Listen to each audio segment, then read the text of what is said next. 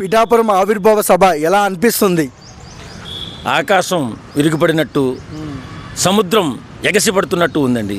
ఈరోజు జరుపుకుంటున్నటువంటి మన పిఠాపురం సభ ఎంతో వైభవంగా, ఎంతో ఆత్మీయంగా, ఎంతో అనురాగంతో ఒక నిజాయితీపరుడైన నాయకుడు జరుపుకుంటున్నటువంటి పండగ, ఒక నిజాయితీపరుడైన జన సైనికులు, వీర మహిళలు జరుపుకుంటున్నటువంటి ఈ పండగ ఇంత దిగ్విజయంగా అవ్వడానికి కారణం మా నిజాయితీయే మమ్మల్ని ఈ రకంగా ఈ రోజుకి ఈ స్థాయికి తీసుకొచ్చింది. వైసీపీ అంటే ఆవిర్భావ సభ జరుగుతుంది ఇప్పుడు మన పిఠాపురంలో. వైసీపీ పరిస్థితి ఏంటి?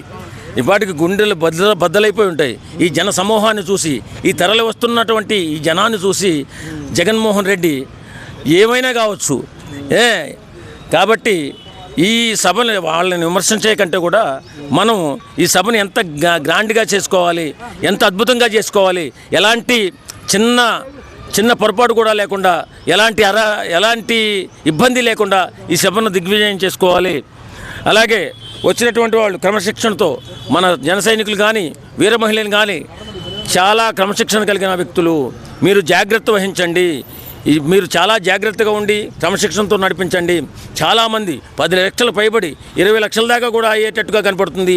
ఒక డైలాగ్ చెప్పండి అంకుల్, ఒక డైలాగ్ చెప్పండి కళ్యాణ్ గారు.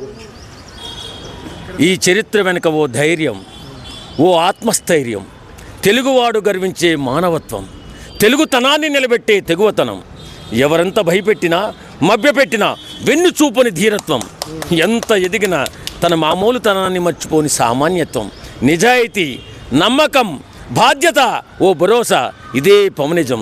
జై జనసేన, జై జనసేన.